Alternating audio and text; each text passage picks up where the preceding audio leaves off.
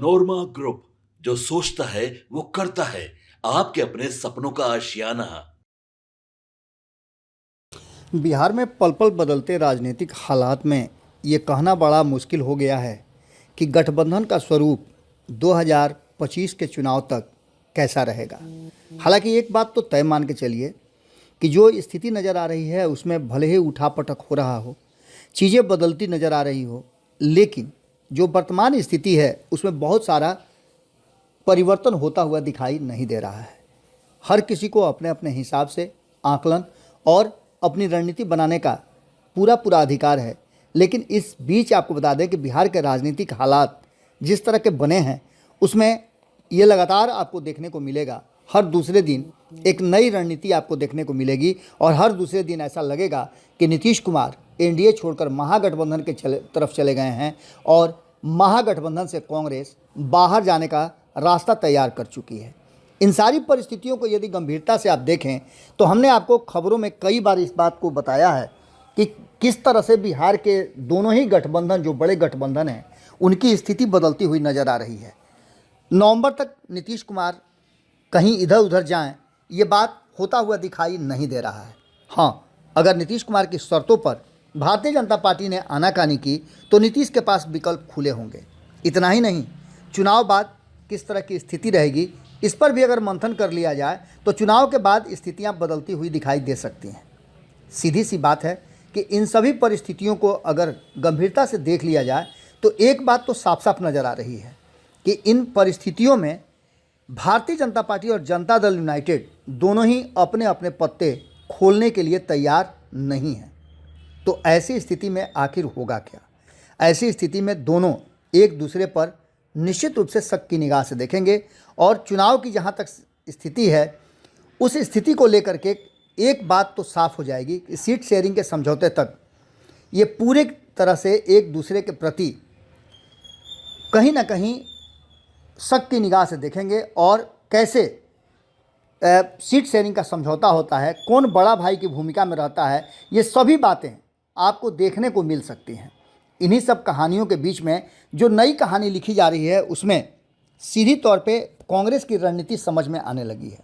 कांग्रेस पिछले कई चुनावों से क्षेत्रीय पार्टियों से अलग होकर के अपना एक अस्तित्व के तलाश में अपने हिसाब से रणनीति बना रही है। राष्ट्रीय जनता दल की रणनीति एवं योजना क्या है ये आपको साफ साफ नज़र आ गया होगा, क्योंकि राष्ट्रीय जनता दल ने 2024 के चुनाव से ही अपनी रणनीति में बदलाव किया और कांग्रेस को वो बोझ समझने लगी थी। इसके पीछे का कारण बहुत बड़ा नहीं है। इसके पीछे का कारण सीधे आप 2020 का चुनाव देखें तो 70 सीटें मिलने के बाद जिस तरह से कांग्रेस 19 सीट मात्र लेकर के आई और यही वो कारण था जिसे समझती है राष्ट्रीय जनता दल कि वो सत्ता पाने में पिछड़ गई थी। हालांकि इसके और भी कई फैक्टर हैं जिसकी चर्चा हमने आपको पहले भी की है। खास करके अगर देखा जाए तो एक ऐसी परिस्थिति बनी थी 2020 के चुनाव में जब महागठबंधन छोड़ करके तीन तीन दल बारी बारी से फरार हो गए थे। इन तीनों दलों के सीटों को एडजस्ट करना था और इसी एडजस्टमेंट में कहीं ना कहीं राष्ट्रीय जनता दल ने कांग्रेस को 70 सीटें देकर के एक ऑब्लिगेशन भी और अपना मैनेजमेंट दोनों कर लिया। इसमें कांग्रेस को ऐसी कई सीटें मिली जिस सीट पर जीतना कांग्रेस के लिए बड़ा मुश्किल था, महागठबंधन के लिए ही मुश्किल था। खैर, इन सारी बातों के साथ साथ कांग्रेस अपनी स्वीकार तो कर ली, लेकिन एक दाग वो अपने ऊपर ले ली कि 70 सीटों में, इससे पहले 2015 के चुनाव में देख लें तो 41 सीटों में से 27 सीटें जीत कर आने वाली कांग्रेस 70 में से बाद मात्र 19 सीटें जीती। हालांकि इससे पहले भी आपको याद होगा कि संपादक नमन मिश्रा जी ने 2020 के चुनाव में भी एक जो आकलन और विश्लेषण किया था उसमें उन्होंने साफ कहा था कि यदि तेजस्वी यादव मुख्यमंत्री की कुर्सी तक नहीं पहुंचते हैं तो उसका सबसे बड़ा कारण होगा तेजस्वी यादव का बाकी के 3 दलों का साथ महागठबंधन छोड़ना और कांग्रेस को अधिक से अधिक सीटें मिलना। खैर, ये बातें तो अब साबित हो गई।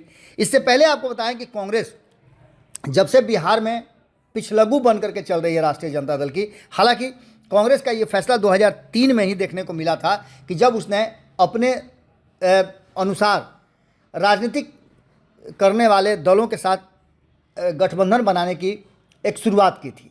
आपको उससे पहले भी देखने को मिला होगा कि एनडीए गठबंधन पूरा मजबूत था और उसको लेकर के कांग्रेस अकेले दम पे चुनाव लड़ती थी और चुनाव के बाद जो कुछ भी सेटलमेंट एडजस्टमेंट होता था, अलाइनमेंट होता था, उसको लेकर के काम करती थी, सरकार बनाती थी। लेकिन 2003 में शिमला में एक समझौता हुआ और इस समझौता के तहत उस बैठक में काफ़ी कुछ करने के बाद इस फैसले पर पहुंचा गया कि सेकुलर मिजाज वाली पार्टियों के साथ गठबंधन करके राज्यों में चुनाव लड़ा जाए। और ये जो फैसला था वो काफ़ी फ़ायदेमंद साबित हुआ। 2004 से लेकर के 2014 तक दो बार कांग्रेस को मौका मिला देश की राजनीति में सत्ता में आने का। इसके बाद धीरे धीरे करके आपने देखा होगा कि एक दूसरा भी पक्ष इसका है कि क्षेत्रीय दलों के साथ भारतीय जनता पार्टी तो अपना हिसाब किताब लगाती है, एडजस्टमेंट करती है, लेकिन कांग्रेस के एडजस्टमेंट में कांग्रेस को घाटा होता नजर आया। क्षेत्रीय दल ही कांग्रेस पर हावी होते आए, बिहार भी उसमें एक है। तो दूसरी तरफ आप देख लीजिए उत्तर प्रदेश का भी लगभग वही हाल है, तो पश्चिम बंगाल में भी लगभग उसी दिशा में चल रहा है और झारखंड से लेकर के अन्य राज्यों में भी लगभग स्थिति यही है। कई राज्यों में बाद में कांग्रेस की वापसी जरूर हुई है, लेकिन अभी भी कांग्रेस को उसका फायदा होता हुआ दिखाई नहीं दे रहा है। कांग्रेस लगातार बिहार में जिस तरह से पूरी तरह से गठबंधन की राजनीति पर असर करती है, लेकिन गठबंधन से उसको घाटा के छोड़ करके कभी भी फायदा नहीं हुआ है। उत्तर प्रदेश की बात करें तो 2022 के चुनाव में मात्र 3% वोट आना यह बात का संकेत देता है कि सबसे बड़े राज्य में कांग्रेस की स्थिति क्या है। तो वहीं बिहार की बात करें तो 19 सीटों का हमने आपको बता ही दिया। इस बीच आपको बता दें कि एक तरफ जहां कांग्रेस का एडजस्टमेंट, वहीं दूसरी तरफ एक और बड़ी बात सामने नजर आ रही है कि किस तरह से शाह के बिहार दौरा से पहले बिहार में एक अलग तरह की राजनीति तैयार हो रही है। आपको बता दें कि अमित शाह के आने से पहले हमने आपको बताया था कि नीतीश कुमार ने अपने जो शर्तों की लिस्ट है वो एक बार फिर से फ्रेश करके दिल्ली भेज दी है। इन शर्तों की लिस्ट में कई ऐसी बातें हैं जिसको भारतीय जनता पार्टी को मानना पड़ेगा। पहली शर्त तो यही है कि नीतीश कुमार ही मुख्यमंत्री होंगे और यह फैसला उनके पुत्र ने भी लगभग फाइनली कर दिया है। अब उनके पुत्र किस पार्टी से हैं, पार्टी से जुड़े हैं कि नहीं जुड़े हैं, उनके विषय में क्या लोगों का मानना है, ये अलग बात है, लेकिन उनकी सक्रियता इस बात की तरफ इशारा कर रही है कि नीतीश कुमार ने भी मन बना लिया है कि उनके पुत्र निशांत अब बिहार की राजनीति में कोई अनजान चेहरा नहीं बल्कि जाने माने चेहरा के रूप में सामने आ गए हैं। और होली के दिन तो एक तरह से समझिए तो उनके राजनीतिक सक्रियता और उनकी एंट्री पर मुहर ही लग गई। निशांत का बयान एकमात्र ऐसा बयान है जिसमें उन्होंने अपने पिता नीतीश कुमार को सीएम उम्मीदवार घोषित करने का एनडीए गठबंधन के सभी घटक दलों से आग्रह किया था। उन्होंने अच्छा काम किया है, उन्हें सीएम घोषित करके चुनाव लड़िए। खैर, इन सारी बातों को लेकर के एक तरफ जहां भारतीय जनता पार्टी अधिक सीटों पर लड़ करके आने वाले 2025 के चुनाव में अपनी बादशाहत साबित करना चाहती है, तो दूसरी तरफ नीतीश कुमार टस से मस होने के लिए तैयार नहीं है। साथ साथ 2020 का बदला भी तो नीतीश कुमार को लेना है। नीतीश कुमार इस एडजस्टमेंट में लगे हुए हैं कि कहीं ना कहीं एक ऐसा जो नेक्सस बने जिसमें नीतीश कुमार की सीटें भी कम ना हो और नीतीश कुमार बड़े भाई के रोल में रहें भी। नीतीश कुमार ही फैसला करें कि 2025 में किसके हाथ में सत्ता होगी और कौन सत्ता के शीर्ष पर बैठेगा। ये सारी बातें चुनाव से पहले नीतीश कुमार अपने हिसाब से तय करना चाहते हैं। तो दूसरी तरफ भारतीय जनता पार्टी को नीतीश कुमार पर भरोसा नहीं है, तो नीतीश कुमार भी भारतीय जनता पार्टी के किसी भी बात पर जब तक उसका समझौते पर हस्ताक्षर नहीं हो जाता है और उसे पब्लिक डोमेन में कह नहीं दिया जाता है, तब तक विश्वास करने के लिए तैयार नहीं है। दूसरी तरफ आपको बता दें कि महागठबंधन में कमोबेश स्थिति यही है। लालू प्रसाद को हर हाल में न तो कन्हैया पसंद है और न ही पप्पू यादव पसंद है।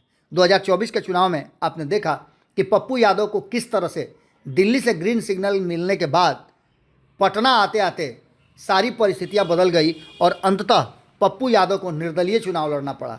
ये अलग बात है कि पूर्णिया में पप्पू यादव ने अपना खूंटा गाड़ दिया और राष्ट्रीय जनता दल के लिए एक समझिए कि एक बड़े पैबंद की तरह उस पर जाकर चिपक गए।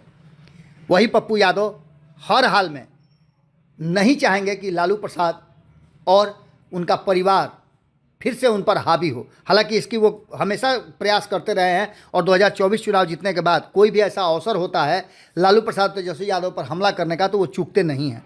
कांग्रेस के साथ वो एडजस्टमेंट कर चुके हैं और उस एडजस्टमेंट के तहत उनको कन्हैया का साथ मिलना और कृष्णा अल्लावरू का प्रभारी बना करके भेजना, ये कहीं ना कहीं एक नए नेक्सस की तरफ इशारा करता है। खास करके इस नेक्सस से राष्ट्रीय जनता दल को क्या फ़ायदा और क्या नुकसान होता है ये अलग बात है, लेकिन इससे अगर सब कुछ ठीक ठाक रहा तो एक बात तो तय है कि कांग्रेस जिस ज़मीन की तलाश कर रही है और जिस ज़मीन पर वो अपने महल खड़ा करना चाहती है उसके लिए वो तैयारी कर चुकी है।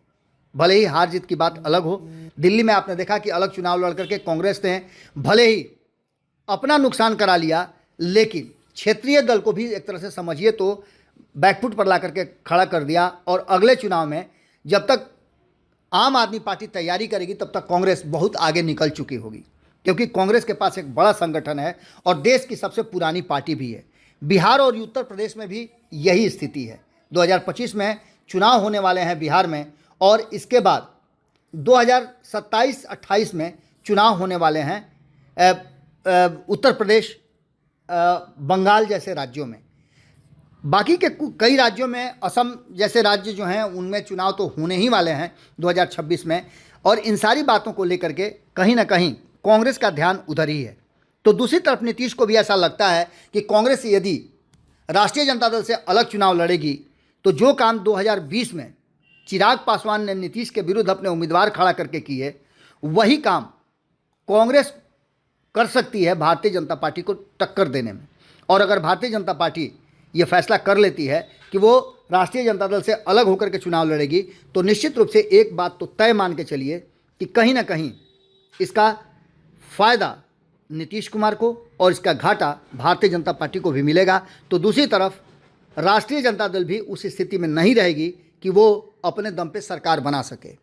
इन सारी परिस्थितियों को लेकर के जो बिहार की राजनीति और बिहार का माहौल बना है वो साफ साफ बता रहा है कि अमित शाह भले ही बिहार की राजनीति से दूर कर दिए गए हों, लेकिन उन्होंने बिहार आने का अपना रास्ता तैयार कर लिया है और सीता माता के नाम पर वो बिहार में अपनी एंट्री का रास्ता ढूंढ चुके हैं।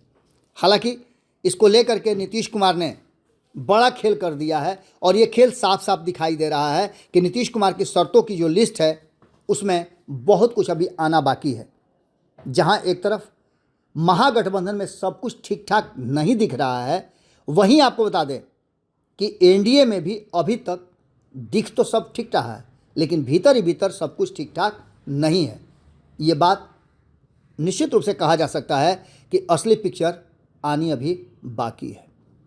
क्या होगा ये तो आने वाला वक्त बताएगा, लेकिन एक बात तो निश्चित रूप से तय मान के चलिए कि जो वर्तमान परिस्थिति बनी है उसमें नीतीश कुमार के फैसले पर ही सब कुछ टिका हुआ है। नीतीश कुमार की शर्तों को लेकर के क्या भारतीय जनता पार्टी फैसला लेती है, एनडीए के घटक दल लेते हैं, ये भी एक बड़ा टर्निंग पॉइंट साबित हो सकता है। जुड़े रहिए भारत लाइव के साथ, खबरों का सिलसिला लगातार जारी है। बहुत बहुत धन्यवाद।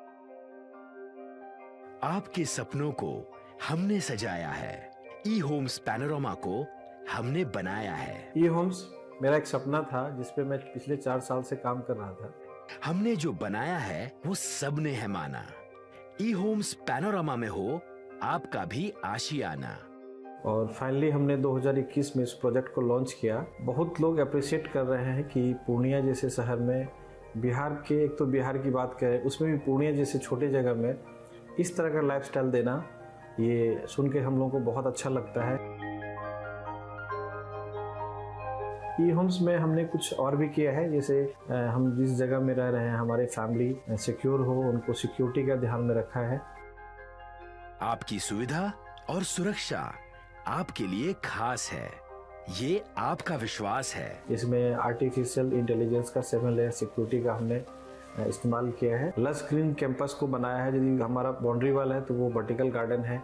ये जितनी भी फैसिलिटी होता है एक इंटरनेशनल टाउनशिप में ई होम्स है, ये हम लोग विश्वास नहीं कर पा रहे हैं। जो भी हमारे मित्र दोस्त या जो भी हमारे बाहर के बाहर आते हैं तो हम लोगों को बहुत अच्छा सुनने को मिलता है और बहुत अच्छा क्रेडिट मिल रहा है। वो सारा हमने सिर्फ एक बिल्डिंग नहीं बनाया, हमें एक बहुत अच्छा लाइफस्टाइल दिया ई होम्स में, और मेरा एक सपना था जिसको मैं आज फुलफिल होते हुए देख पा रहा हूँ। ये आपका आवास है।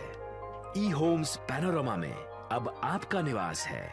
E Homes Panorama, luxurious lifestyle redefined. Panorama group, जो सोचता है वो करता है।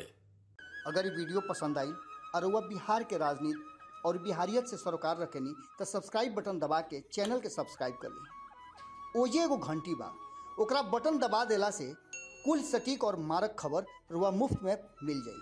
अगर रुआ पत्रकारिता के हमनी के नया प्रयोग में सहयोग कर चाहतानी तो ज्वाइन बटन दबा दी।